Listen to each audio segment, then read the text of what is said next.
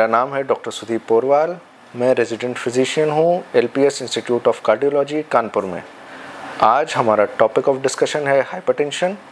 आज हम बात करेंगे हाइपरटेंशन है क्या, इसके क्या लक्षण हैं, कैसे हम हाइपरटेंशन को पहचान सकते हैं, कैसे बीपी को कंट्रोल कर सकते हैं और क्या क्या उपाय कर सकते हैं कि हमारा बीपी कंट्रोल में रहे। तो शुरुआत करते हैं। हाइपरटेंशन एक्चुअली है क्या? हमारा हृदय हर समय धड़कता रहता है और हर धड़कन के साथ खून आगे को फेंकता है।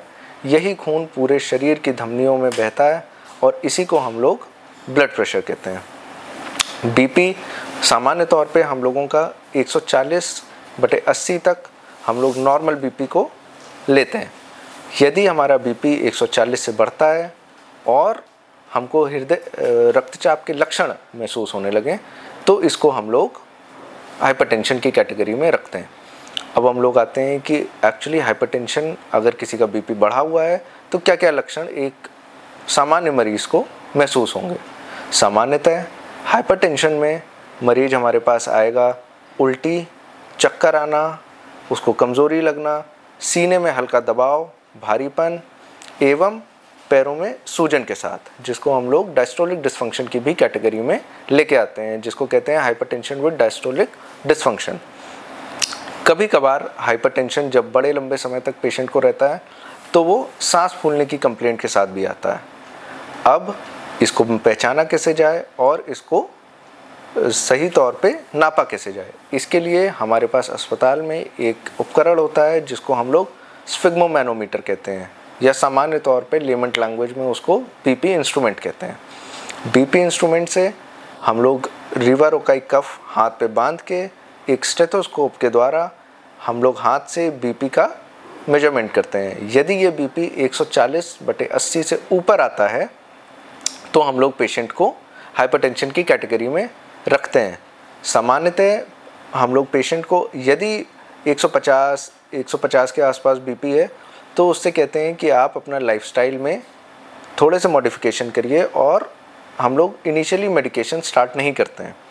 अगर परसिस्टेंटली बीपी, किसी भी मरीज का बीपी और लक्षण परसिस्टेंट बने हुए हैं तो हम लोग फिर हाइपरटेंशन के लिए मेडिकेशन पे जाते हैं।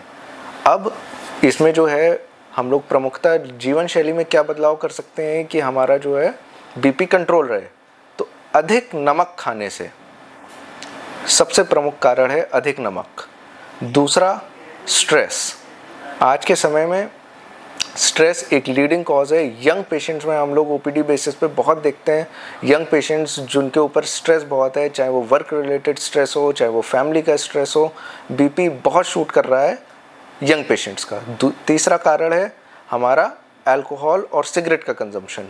फिर हम लोग घूम फिर के स्ट्रेस पे आ जाते हैं। स्ट्रेस की वजह से अल्कोहल और सिगरेट स्मोकिंग इंडिविजुअल स्टार्ट करते हैं और वो इंटर्न लीड करता है बढ़े हुए रक्तचाप को या ब्लड प्रेशर को। तीसरा कारण बीपी का है हमारा जीवन शैली।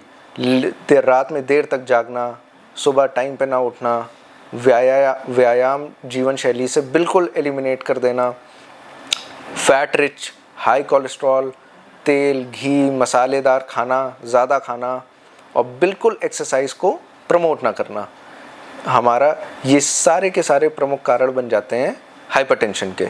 अगर कार्डियक पर्सपेक्टिव से बात करें तो बीमारियां जैसे कि सीवियर AS एक बहुत प्रमुख कारण है, एओर्टिक स्टेनोसिस, जिसमें हम लोगों का अधिकतर पेशेंट का बीपी बढ़ा हुआ मिलता है। इसके लिए प्रॉपर इवैल्यूएशन वाया अपना बीपी इंस्ट्रूमेंट से हमने बीपी नाप लिया, फिर पेशेंट का ECG करा के हम ये देखते हैं कहीं ECG में कोई चेंजेस तो नहीं है, और एक 2D इको कार्डियोग्राफी जिससे हम एसेस करते हैं पेशेंट का physiological condition of his heart कैसी है।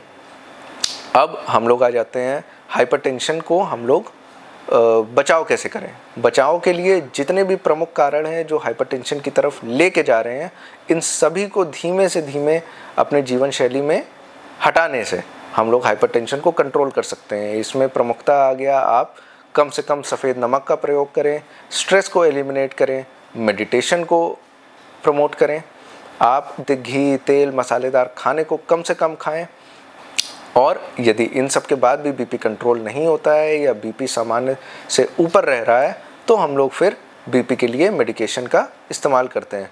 इनिशियली मेडिकेशन जो डॉक्टर प्रिस्क्राइब करता है, हम लोग मोनोथेरेपी पे जाते हैं, सिंगल ड्रग थेरेपी पे जाते हैं, एक दवाई से शुरू करते हैं और अगर कंट्रोल नहीं होता है तो फिर डुअल ड्रग थेरेपी या फिर ट्रिपल ड्रग थेरेपी या मल्टीपल ड्रग थेरेपी जिसको कहते हैं, उसके ऊपर जाते हैं।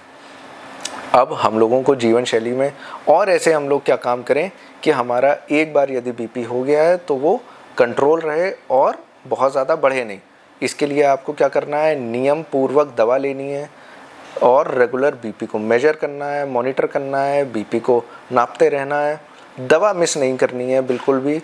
और यदि अगर किसी भी मरीज़ को दवा लेने के बाद, नियम पूर्वक दवा लेने के बाद भी लक्षण महसूस हों, जैसे कि चक्कर आना, उल्टी होना या सीने में दबाव, भारीपन, तो तुरंत अपने जो भी कार्डियोलॉजिस्ट है, जो भी डॉक्टर है जिसको आप कंसल्ट कर रहे हैं, उसको फ़ौरन दिखाने की हम सलाह देते हैं, क्योंकि बीपी एक ऐसी चीज़ है जिसको आप बिल्कुल भी इग्नोर नहीं करना चाहिए। अब आ जाते हैं, अगर एक ऐसा पेशेंट है जो बीपी को इग्नोर करता है, उसने बढ़े हुए लक्षणों को इग्नोर करा, बीपी की दवा टाइम पे नहीं ली, तो क्या क्या दिक्कतें हो सकती हैं। दिक्कतों में प्रमुखतः सबसे बड़ी और सबसे डेंजरस फेटल दिक्कत जिसको हम सब बहुत डरते हैं, वो ये है कि छोटी सी दिमाग में अगर नस फट जाती है, या जिसको हम लोग कहते हैं सेरिब्रल हीमरेज, अगर सेरिब्रल हीमरेज हो गया तो पेशेंट का एक अंग, पूरा अंग भी पैरालिसिस हो सकती है। ये सबसे फेटल, सबसे बड़ा, सबसे डेडली वो है, ड्रेडफुल कॉम्बिनेशन है उसका हाइपरटेंशन का। दूसरा और कारण क्या हो सकता है, नाक से या लेटरिन के रास्ते खून बह जाना, मुंह से खून आना। ये प्रमुख चीज़ें हैं जो हम लोगों को, हाइपरटेंशन वाले मरीजों को हम बता के भेजते हैं कि आपको यदि कोई भी लक्षण हो, कोई भी दिक्कत हो, आप तुरंत डॉक्टर के पास आइए, दवा बिल्कुल मिस मत करिए और टाइम पे अपना मेडिकेशन लीजिए।